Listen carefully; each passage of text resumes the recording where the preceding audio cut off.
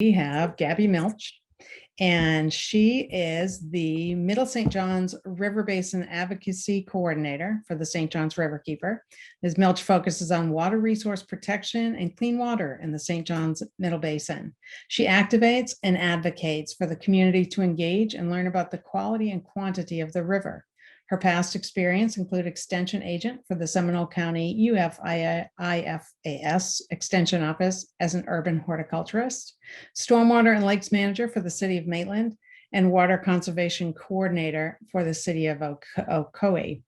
And Gabbie is going to talk today about Water 101 for Newbies, the guide to living in a spring shed, yard sign, 20 best plants, and the Springs dashboard. So Gabbie, take it away.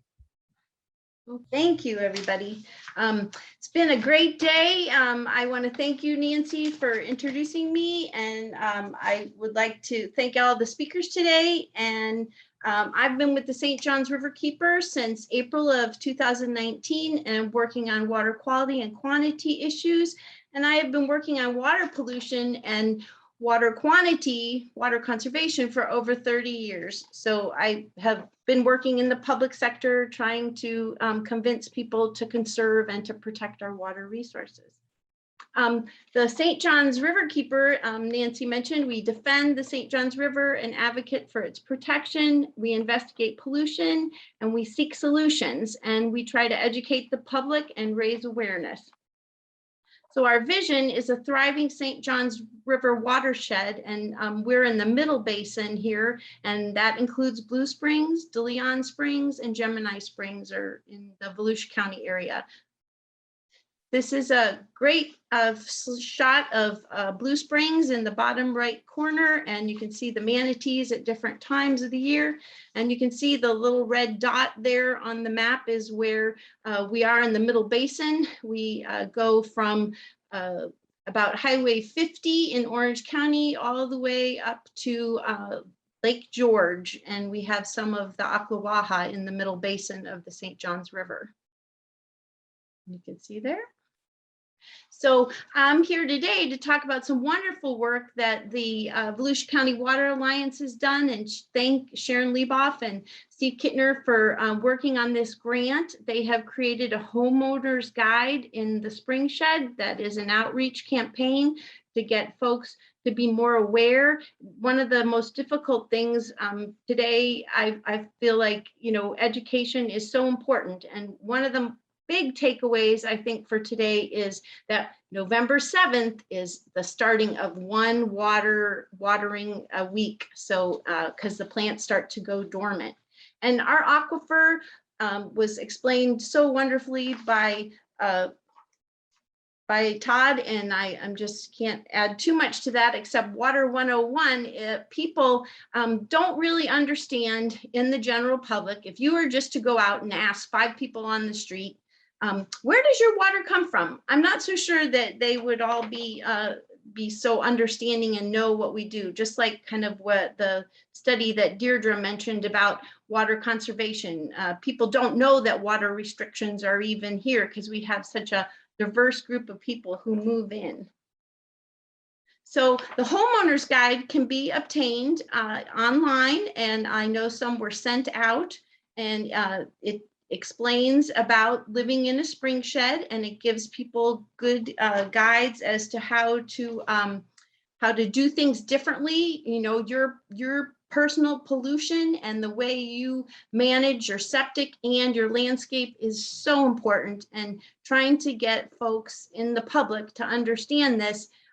Everyone does a really great job, but it seems like in the education, we're all kind of separatists, and we could work together a lot more closely. So please go online, send people there to get that homeowners guide. I know that the Volusia County and the city of DeLand have sent these out in some of their mailers to their people who are their customers, and so really good stuff. Also, there was a yard sign campaign, and we still have these lovely yard signs available for everyone. And if you put this sign out in your yard, it can really help people to understand more about water conservation, because there again, I don't think some people understand. And you can see on the far right side, that is an automatic shutoff device for an irrigation system. And by Florida state law, it's required that all automatic systems have a shutoff device, whether it's an electronic one like the cool technology Deirdre was talking about, or it was just simply just a, in your garage, flip on, flip off, 5 zones. And so these automatic shutoff devices don't last forever. And so I know over the years that we've had problems, you have to replace them. There was a law passed at one point where you, as a homeowner, if you hire an irrigation contractor to come onto your site, that was supposed to be the first thing that was expected for the contractor to ask you. Do you have a working shutoff device? Also, if you have your own well in your yard and you're not part of a utility, sometimes the water quality in your yard for irrigation is in that superficial aquifer, and that can cause problems as well from runoff and septic in that. And you can see down here we have a picture of the water facilities, and Volusia County has done a really excellent job. So one thing I think is really important, Todd was speaking about it too, but I looked on the water quality report that DeLand put out, and I looked at it online, and it said last year in 2020, DeLand served up to the folks in their utilities 1.8 billion gallons of water. So 6 million gallons of wastewater a day, they have much of that was reused. So 1.8 billion gallons of water is 25,000 Olympic-sized swimming pools. So that's a lot of water. And if 50% of that is drinkable and it's going onto our landscapes, we really need to get a handle on this. And I'm not really sure. I've worked really hard to get people to understand. So it's a job for all of us. So another great thing that the Alliance did was put up this dashboard, and I think that fits into some of what Moira was saying about the DEP having their different dashboards. This may be what information is going to work its way into some of it. I know that the information on this dashboard comes from Volusia County Environmental Protection Division, and some of the municipal governments add data onto here. This is a pretty fun kind of going in, instead of playing solitaire on your computer, go in and look through the Blue Springs Alliance dashboard, and that can be very helpful. So a fertilizer ordinance. It's hard to believe that there are people out there that do not know that there is a fertilizer ordinance. And so I know from teaching classes through Extension and through the Riverkeeper that a lot of people, they hire people to put fertilizer down, and there's a lot of great people who have been working on the fertilizer ordinances in many counties. And Volusia County has a really good program. And did you know why it's important to have a fertilizer ordinance? Because of the BMAP, but also if you spread fertilizer onto your turf grass and you apply 1 inch of irrigation water onto that turf grass after you've applied that fertilizer, there's the potential for that fertilizer to be percolated down 12 inches down into the ground, depending on your soils. And that actually takes that product and puts it down below the root layers of your grass. So your grass doesn't really get the benefit of it. So there's a lot of people out there, they have companies and they are told, or maybe they're not even told, that come out and fertilize. If they don't turn on their irrigation system, that fertilizer can dissipate, as well as they turn it on a full cycle, it can wash that product below the surface. So you're only supposed to apply 1/4 of an inch of water after you apply fertilizer. Fertilize appropriately or not at all. All plants do need nutrients. The University of Florida teaches that, and plants in the forest get their fertilizer from nature, and they seem to do pretty well. I think we have some high expectations from homeowners associations and people who are yard enthusiasts, and most established trees and plants fertilizer needs vary. So over fertilizing and over watering makes your plants sick and susceptible to insects and disease. So that 50% watering of using the drinking water is something that, like Deirdre said, she only has watered, we've had enough rainfall in the Jacksonville area. She's only had to water 3 times. And I know in the Seminole County area, I've only had to water our yard probably 5 or 6 times. We had some really hot weather. So excess fertilizer can run off or it can percolate down into the ground. And that's why during the rainy season, the hurricane season, June through September, we have these blackout dates. And the blackout date isn't a bad thing. It's just there's no way you can control the weather. And so if you go on the weekend and you go and you buy your fertilizer, you put it out and then it rains, you really have polluted our water quality and you've also wasted your money. So the no phosphorus unless you get a soil test is very important. And I'll go over how to take a soil test and who to contact about that. And slow release fertilizers. So fertilizers, they are instantaneous. When water hits, they're dissolved and they're available for the lawn, the grass roots, or they're in little capsules that have to get soaked.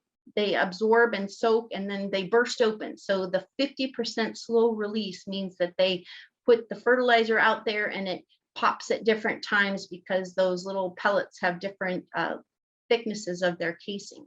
And of course, never fertilize within 15 feet of a waterway.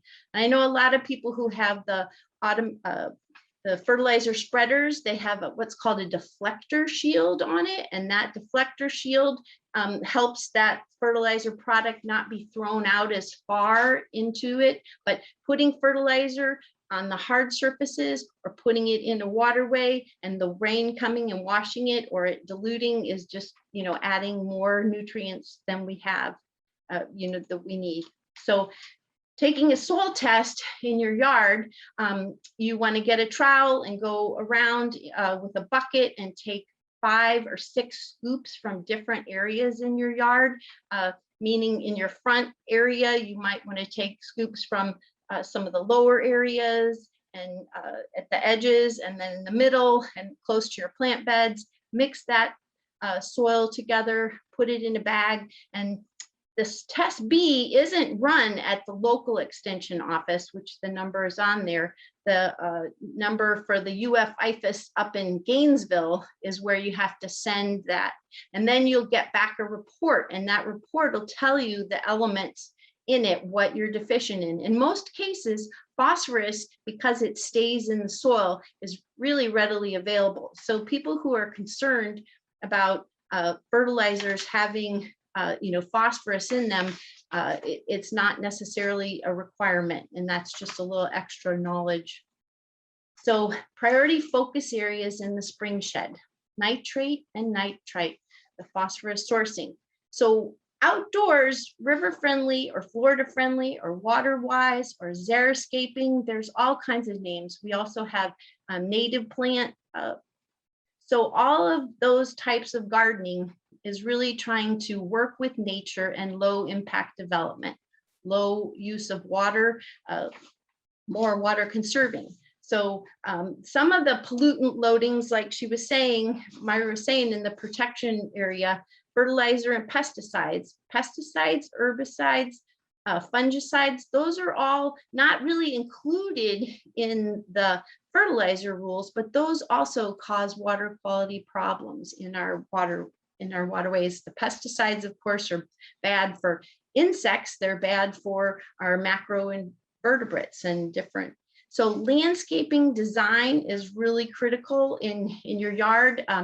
The way you set up your irrigation system, having separate zones for like type of plants. We have turf grass areas that can use high volume or a certain amount of water, and then in our beds we can use no water, rain barrels or micro irrigation, and so having separate zones on those can save a lot of water. So a third of our contaminants come from what we call non-point source pollution from our yards. And this is the, when you see people out there, they're cleaning off their driveways with the hose.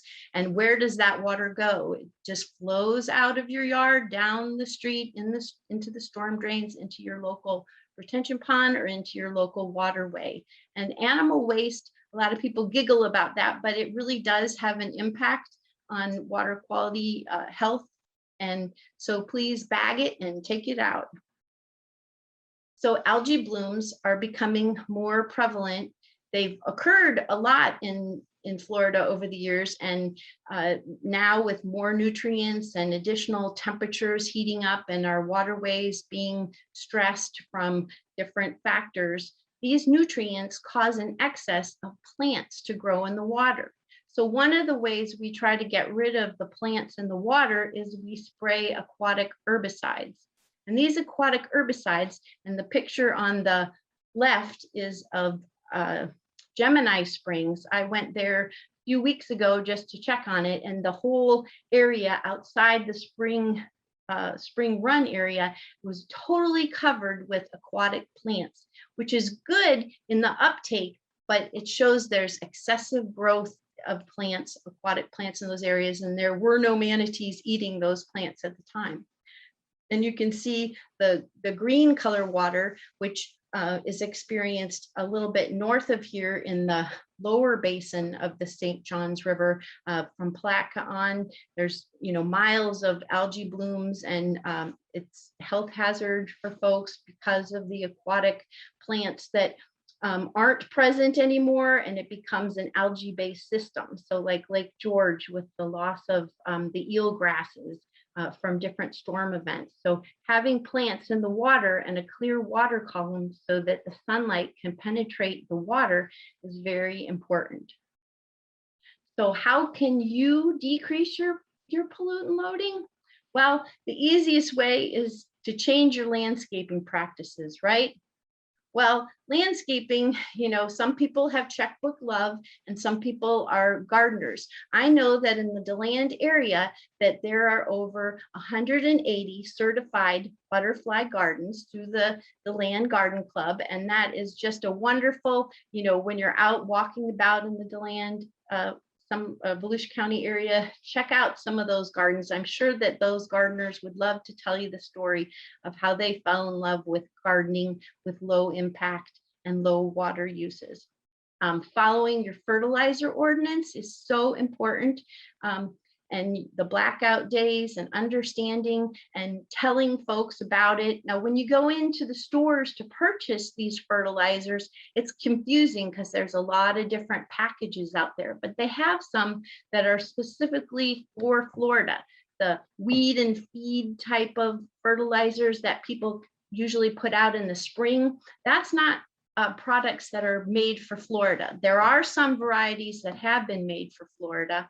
And please don't put fertilizer out with a soil test unless you have a soil test to understand, because there can be residuals over the years. So I know there's a lot of commercials out there that say go ahead and feed your lawn, but sometimes you could just try and take a break and not fertilize in the spring.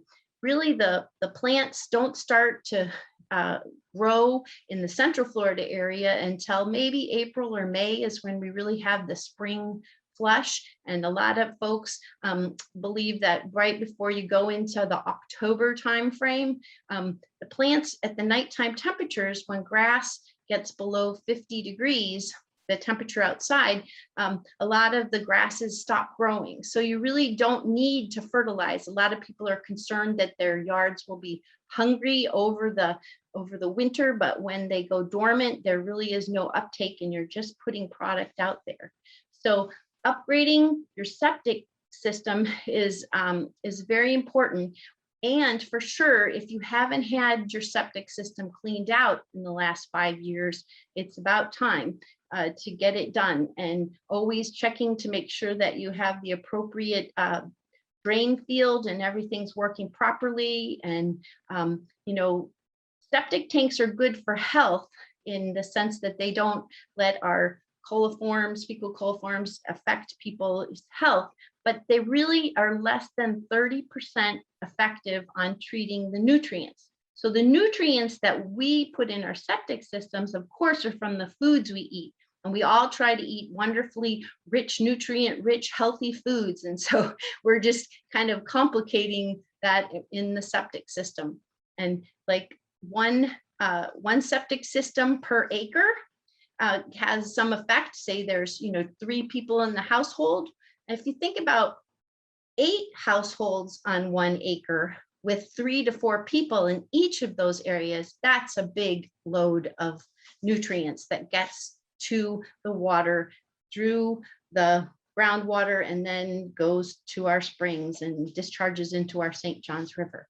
And please be sure to tell your elected officials. I know a lot of people are leery about the politics and all that, but I beg you to please talk to your elected officials, ask them and tell them that you're concerned about our water quality and protecting it, and it's worth the investment. The municipalities in Volusia County, West Volusia, and the Blue Springs area are doing wonderful projects and all. And there's a lot of money that's being spent, but there's other utilities besides the utilities that are owned by municipal governments. We also have private utilities. We have package plants that are owned by subdivisions, and sometimes those are not managed. We have package plants at a lot of the marinas, and when we have issues with flooding, all of that waste goes into our waterways, discharged, and a lot of those systems are old and antiquated. So, marinas and things right on the water can have a huge impact. So, irrigation restrictions, 2 times a week. Now we're at 1 time a week.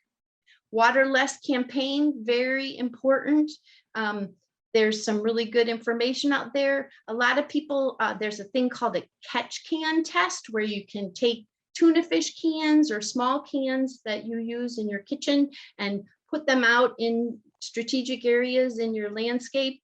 Turn on your irrigation system, run the system, see how much water you're putting out. Sometimes you may run your system for a whole hour on one zone, and you may be disseminating more than 2 inches of rainfall, depending on how much, or 2 inches of water, depending on the amount of water, amount of heads you have. So, look at 3/4 of an inch of water a week, and you don't really need to water all the time.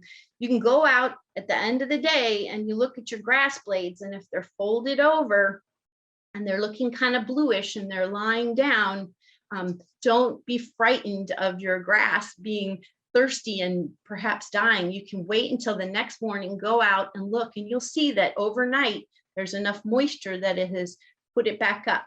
But then, of course, if you let the systems go too long, then the soil can become hydrophobic, where it won't absorb the water. So there is a balance there. So please check in and take care of your irrigation system, and don't let it manage you, manage it. So alternatives to grass, sometimes people are, they like that grass, and it's a ground cover, and people like golf courses and such. But you can see here in the front picture, that's kind of a Florida friendly lawn. It's a accumulation of different types of Florida native grasses, and you'll get little flowering plants and such in there, and it mows down pretty well. And there are some spots, and you can do some seeding, or other plants will come in. You see Asiatic jasmine at the top, and on the other ones, the perennial peanut and the frog fruit in the bottom corner is the frog fruit, and the sensitivity mimosa. Now, different times of the year, some of these plants go dormant when it gets cold or when it's too hot. And a lot of us, when we invest in alternative ground covers, sometimes we're a little chintzy and we don't plant enough density. So if you can plant, if you're going to go for an alternative ground cover part of your yard, you want to make sure that you plant enough plants to let that grow in. And then you have to go out there and maintain that and remove weeds. So here you can see a couple of examples of in the shade areas. This is not a Florida native plant, but it is called mondo grass. And that, if I went back today, is probably all grown in. On the right, there's different varieties of perennial peanut that you can plant out there. And that one you can actually mow, and it does nicely. But it does take a different kind of care. And some of the times when if you don't do landscaping yourself and you want to hire someone to do it, you have to ask them questions. And the University of Florida, through the DEP, has a program called Green Industries Best Management Practices, where people who do landscaping go to a 6-hour course. They learn about fertilizers, but they also tuck in a lot of the horticultural practices that help to be more environmentally friendly, about not, cutting things too short. A lot of landscapers, you see them out there weed whacking and taking the turf down right down and scalping it. And so that causes holes in the turf grass, and people think that's water and they turn their water on. So also native plants. This is a wonderful brochure that Steve Kittner and a group of folks have put together, and it's 20 native plants for birds and pollinators. And we've seen a 30% decline in birds population in Florida. I think it's worldwide, because of our sterile environments of our yards. And I can look out my window right now and see my neighbor's yard. They have very few plants. They have mostly turf grass. And I have in my yard a lot of these varieties of plants. And a lot of these are fall bloomers, because you have spring bloomers and fall bloomers. So you want to have a mix of both kinds of plants. And then I have pollinators and hummingbirds and all kinds of things. And people walk by and, wow, how'd you do that? Like, well, adopt Florida friendly, water friendly, river friendly landscaping. Here you can see are some more food sources in there for the birds, persimmons and beautyberry and some mulberry, and also some other really lovely plants, the hollies and the crepe and the coffee plants. And then we have different ground covers. Right now, the muley grass is really beautiful out there, and that is it's nice to have that in your landscape.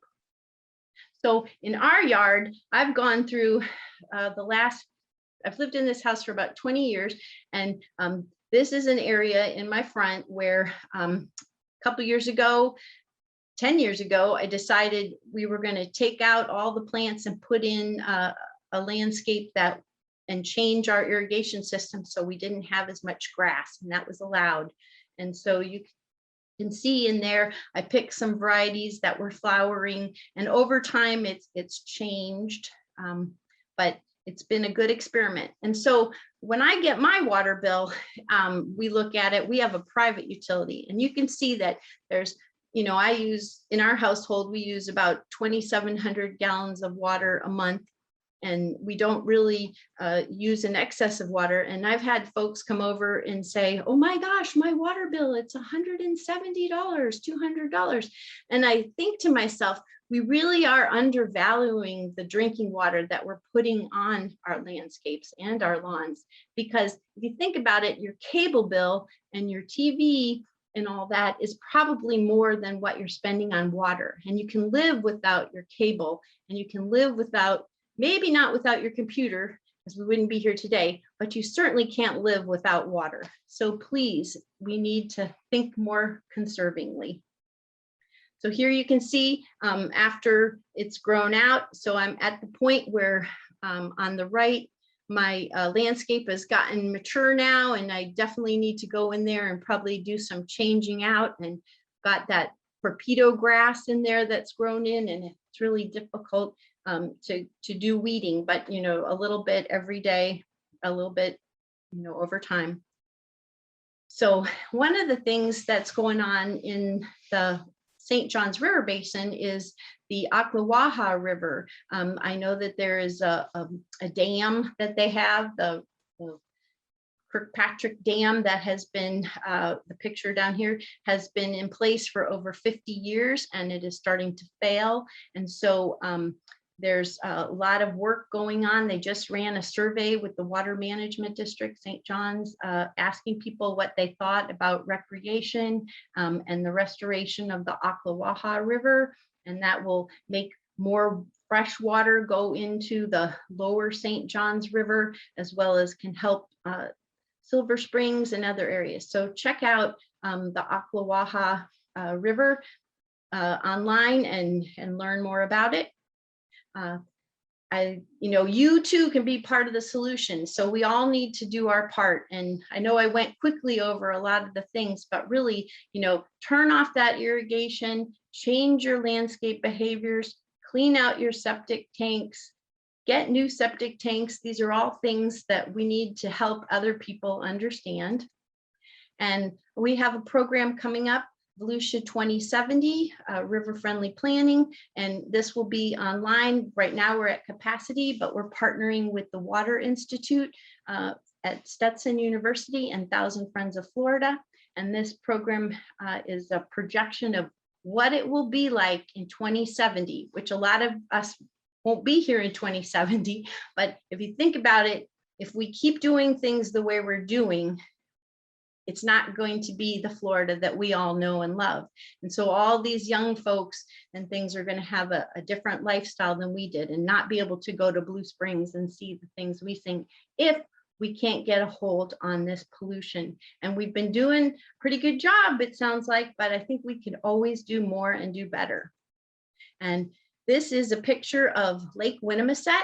And if you're familiar with the land, it's on 44. And I want you to keep an eye as you're driving into town. Lake Winona Set, there was a development approved out there for 600 additional homes. So over time, you're going to see the construction out there of those new 600 homes, and you'll probably see changes to Lake Winona Set just from your windshield driving, past. So thank you very much for listening today, and I appreciate. Thank you so much, Gabbie. That was great, and a great comprehensive presentation. And it was wonderful. Thank you for all the links and the info for a real hands-on, like what we can do as individuals to kind of make a difference. So thank you for that. I would like to open up a couple of questions to everybody. The first one is, there was kind of a recurring theme, and Gabbie, you mentioned that we're out here kind of as separatists on this important message. And, we here at the Volusia Water Alliance are sending this message out. And there are so many environmental organizations, including Volusia County's Green Volusia program, who are reaching out to our population to encourage best environmental practices, from water conservation to fertilizer use to planting Florida friendlies, as you mentioned. My question to all of you is, how do we get a more coordinated effort formed so we're speaking with one voice and we put out a consistent message? Gabbie, I'll start with you, I guess. Well, I think continue on the path we're on. Do more educational workshops like this. I know all of us are busy, but really stopping and talking to the people on the street. If you go out there, that's an important component. When I'm walking my dog, I ask people questions about, hey, did you notice this and this?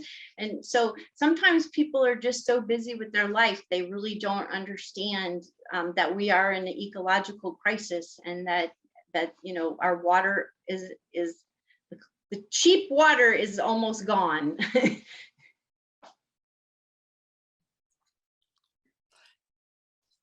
Okay, and Deirdre, would you like to weigh in on that as well? How do we speak? Maybe everybody could open up their pictures, or would that? Oh, yes. Can everybody open up their pictures and their mics, please? Okay, let me wipe all the crumbs off my mouth. So that comment reminded me, excuse me, of something that I learned a couple of years ago. The Dr. Laura Warner survey a couple of years ago asked people, where do they get their information and who do they trust to receive information about protecting the environment? Sorry, I have to wash down the peanuts. And basically her results were very alarming for us at a state agency level, any of you probably, in that they said that they no longer trust government or science to receive information from, and they are more likely to receive information from their neighbors and their peer group. So as educators and outreach people, the more we can engage with the public, the general public, in presentations. And if you have a resident who's very keen, I've been dealing with a gentleman in Winter Springs who heard about smart controllers on Good Morning America. I hooked him up with a vendor. He got a free one. He measured his data. He went to city council. He's now on all these committees. He is working with the state legislator to change the poorly written statute to give a variance to smart controllers. So by fostering engagement with those special people in the communities, a lot of times they're retirees, they can be the change makers. So if we're not being listened to. I'll weigh in. I think it's important to try to engage outside of your normal community. One of the things I've advocated for with Springs groups is, people like to gravitate towards other like-minded people, but that doesn't help. One of the things I always point out to my friends, and some of them really good friends in Springs that are really engaged in Springs protection, is that, if you really think about the population of Florida and what you're asking for are big sweeping legislative changes, then you need population behind that. And, if you're trying to engage people on an emotional basis about protecting Springs, you can only hope to engage a very small percentage of the people in the state. So it's about, number one, our water resource, and then number two, about reaching out to the communities that aren't going to just sign up to come to this kind of a talk, but try to find a way to, you can do that through schools. Like when we were successful in the Wakulla area, we were doing regular presentations at schools, so at elementary schools and middle schools. And it was amazing how those kids take the message home, and then we would get feedback from parents, and we get a bigger attendance when we would do a more public endeavor.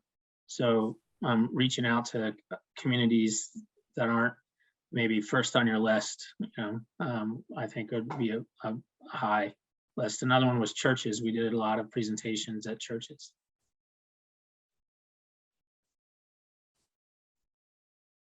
Great. Thanks so much, Todd. Moira or Ginger, Adair, would you like to weigh in? And just to reiterate the question, how do we as multiple environmental groups speak with one voice to get the message out that we need to get out? And there's been so many good comments and suggestions. I'm not sure what to add, but I think part of the goal of that, that small Springs education outreach work group that we put together was kind of figure that out, right? Because we have folks in Orange County and Seminole County, Volusia County, who are doing similar work and looking at similar issues and wanting to address the same concerns of how do you reach out to people, what is the best effort to do that. So I think that group has been pretty successful at getting everybody together to get better ideas and kind of have those conversations of what has worked, what hasn't worked.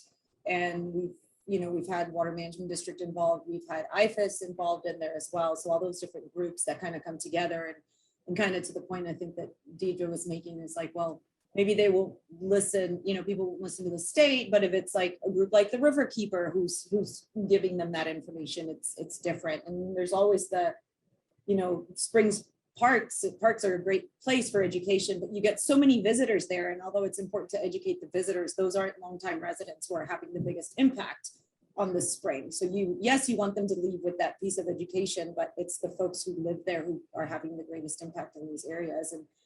And I think an important thing is to also think outside the box. Like we've thought about contacting, realtors and builders and all those different folks that you normally don't think about when you're thinking about who to educate to kind of bring them bring them on board as they're selling a house. You know, hey, did you know that your house has a septic system? Did you know that you're in a spring shed? Did you know that, you know, all these things kind of go hand in hand and you can have this kind of impact. So thinking outside the box, I think, is important too.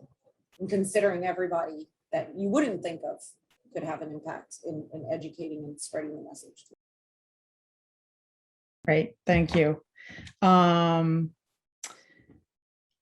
It's talking about speaking outside the box. We had another question in the chat, and that was, what do you think of the petition for the right to clean water, which is fl5.org, and it's basically giving rivers, springs legal standing. And I'm just, you know, one of our attendees wanted to find out what your take was on that. I don't know enough about it to speak intelligently, I'll be honest. Okay. Well, I think having worked with groups like as a expert witness sometimes, what I think the most immediate impact will be broadening the powers of groups like Riverkeeper or Sierra Club to challenge administrative actions.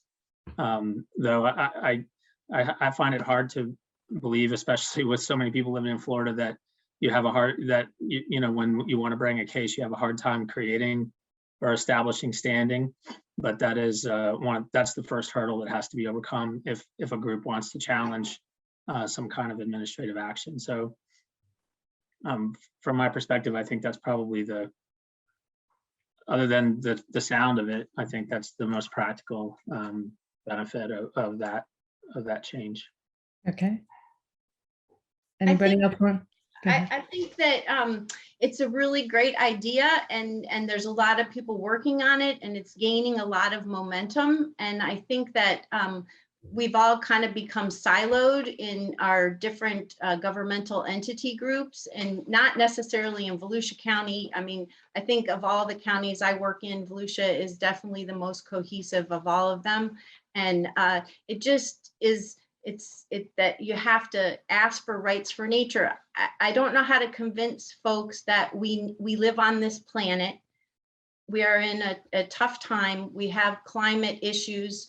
It's not going to get better. Maybe it will, but I think being proactive versus reactive and actually doing things to help. I mean, if you live in a floodplain and you now are, you know, going to get flooded because of a 6-inch rain event that occurred, like in Sanford a couple weeks ago, there was a 6-inch rain event in 2 hours, and the downtown Sanford just couldn't handle that much water. And so people were videoing themselves, you know, lifting their feet up. You know, climate change is here.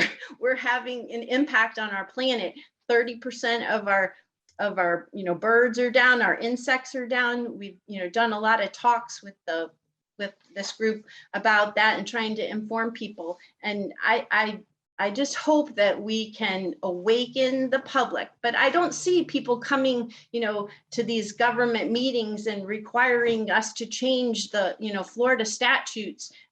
People are busy, they don't understand. So us as advocates and stewards, I guess we have to be the voice for those things. So that makes a lot of sense for me. If I think about the rights of nature, I mean, I can't be everywhere, and neither can Deirdre, and neither can Moira or Rob and Todd. So we have to start working together more cohesively like this. And I just hope that that's my hope for the future, for my kids and my kids' kids, that we do something different.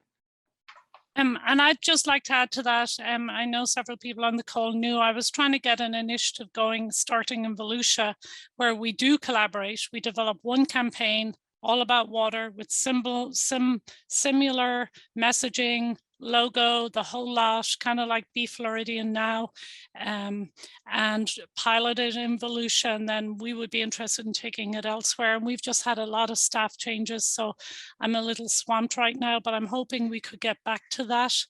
I feel like the Fresh from Florida campaign has been really successful. And I've often thought statewide, if we had a single campaign led by DEP, so Moira, you can jump on that maybe. But if we had a single campaign that we were all using a similar logo about water, whether, you know, one aspect, you know, if it's water conservation or water quality, that's easily understood. You know, I think we forget that Florida Friendly Landscaping is not very old. The Florida Friendly Landscaping Program, it grew out of one tiny neighborhood program, I think in Indian River County in the late 80s. And now it's this massive statewide program that's just doing so much. So I think cohesive branding and just, you know, all those alternative audiences. So Great. maybe by next year, we'll have started that and we'll have the grassroots of a cohesive campaign up and running. That's wonderful. Well, to one last question, and this is for each of you in turn. If you could just give a little nugget, one thing you really want to convey to people in like literally a sentence, what do you want people to take away from your presentations today? And I know they were detailed and long, so I know that this is easy, but like, here's your one last opportunity to. I guess I'll go and I'll say that what you do matters. It matters to the quality of the spraying water and the quality of the water that you drink, quantity and quality of the water that you drink. So I'll make it a compound. You have to get involved. And I really believe that you need to work for what you want rather than what you don't want. So by that, you know, when you start out by fighting somebody against something, you immediately make enemies. But I think if you look for the commonalities, everybody wants clean water. Nobody wants to pay for desalinated water, which is where you're going. So, you know, what you do matters. Get involved and fight for what you want, not what you don't want. Great. Thanks, Todd. Erin, I just saw you pop on. Yes, I think from our standpoint, Volusia County Utilities, we would just want to, you know, the message to convey is that, you know, it takes everybody working together rather than, you know, always just looking for one entity to solve the problem. So, you know, it's things like this that help that effort. So, and it's working with the state and local officials and, you know, homeowners and different utilities throughout the area. You know, everybody has to work together for the common goal. Great. So- Moira? Sure. From our perspective, we wouldn't be able to do what we do if it wasn't for the partnerships that we have with our stakeholders and the folks who are actually implementing the projects and putting in the resources and boots on the ground and all that. So we certainly appreciate that. And, you know, we can sit in Tallahassee and develop these plans with, you know, desktop knowledge, but it's really when we have those one-on-one conversations with folks in the basins that we really understand what really is going on and how we can work together to get these, you know, these restoration plans implemented. So thank you all for that. And Deirdre? I think, following up on what probably most others have said, I think the two words I would use would be collaborate and educate. Very good. Great, thanks. That's it. And Rob? I guess, you know, as an ecologist, I quote John Muir, everything's connected to everything else. Connections, you know, everything's connected. And then we could make folks, you know, more aware of that. Very good. Thank you all so much for your time and expertise today. We really appreciate it. I think this has been a wonderful forum and clearinghouse for a lot of great ideas and a lot of good takeaways. And I just want to finish up by saying again, thank you. And thank you for all our attendees taking a half your Saturday to join us today. We appreciate you being here. Wanted to mention again, a little promotion for the Water Festival. That's going to be coming up in the spring in DeLand, and hope you all can join. And then the next, we've got the League of Women Voters is putting on a meeting called The Cost of Water Quality. And for panelists, we have Mike Ulrich, Director of Volusia County Water Resources, and Lynn Stevens, Utilities Director of Port Orange, both of whom do an amazing job with water treatment. And we're going to be talking about water, that how it comes into your home and gets cleaned, and then what happens to it when it leaves. So with that, I will thank you all. You can find this presentation by going to volusiawater.org, and it won't be up tomorrow, but it'll be up very soon. And thank you all very much for being here. Bye-bye. Thank you so much Thank for you. inviting me. Bye, everyone. Bye, everybody. Bye. Have a good weekend. Thank you.